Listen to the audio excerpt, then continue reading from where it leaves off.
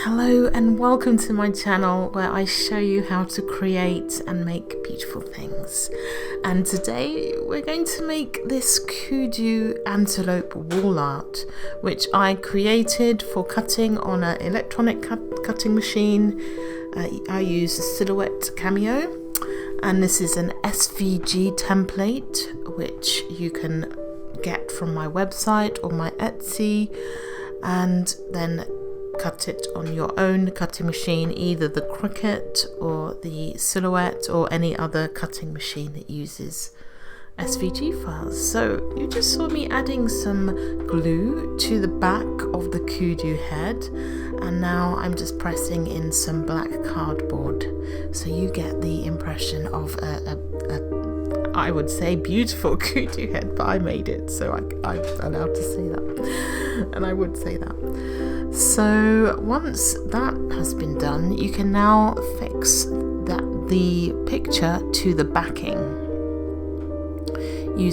I'm using art glitter glue, which is a clear drying glue and with a very fine nozzle. I've actually got an even finer nozzle tip for this one as well, which I got separately.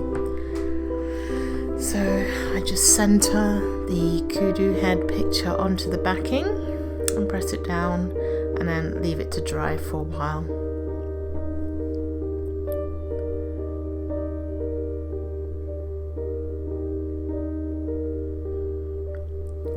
Just pressing it down a bit more. So now that that's a bit drier, I'm going to add the front, the bit that covers up the joins.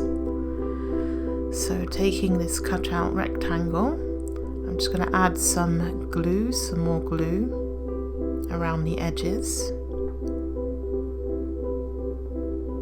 This glue is wonderful.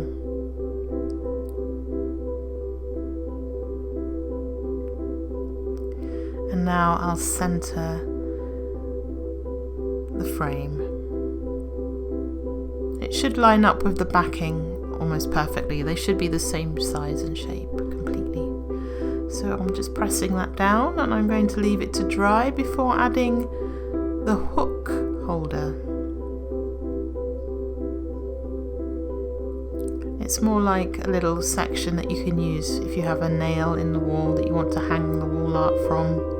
You don't have to use this, you can hang it in any way that you want, but I've added this as to the cutting file so that you can create your own. Oops, just dropped a bit there. So just center that. I just eyeballed it so that it's center. It seems to be correct. Whenever I eyeball it, it seems to work. And there you have it. Ready to go. And I made another one using this gorgeous magenta metal cardboard. And that's it all finished now. I didn't show the whole process again. And I made yet another one using black card and gold, metallic gold backing, and I'll just go through the process again. So dab your glue around the shape, just use little dots. If you use too much, it can sort of squeeze out onto the image, so I just use tiny dots, and that seems to work well. And turn over your metal card so that it peeps through, and carefully push it down. Try not to move it too much because you might end up with bits of glue showing through on this side. Leave that to dry. Once that's slightly drier, you can add the image to the backing card, and you just have to center that. You can eyeball it just to make sure it's fairly central, as we'll be adding a frame to cover up the join. So add plenty of glue.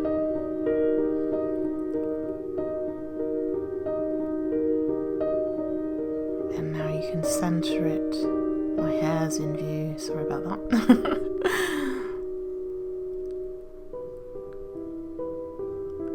So just press it down gently and leave it to dry for a short while.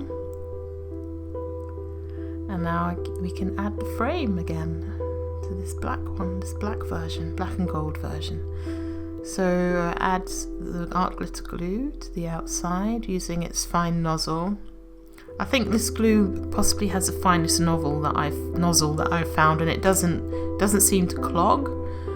I store my glues with some blue tack on the end. That's the best way I've found to stop them from drying out or clogging up. Just add some blue tack, a big ball of glue tack to the end of the nozzle, and it seems to work really well for me. So they're all finished now. Oh no, I've got to add the back of the hook. It's sort of like a holder. Oops, I just heard something bleep downstairs.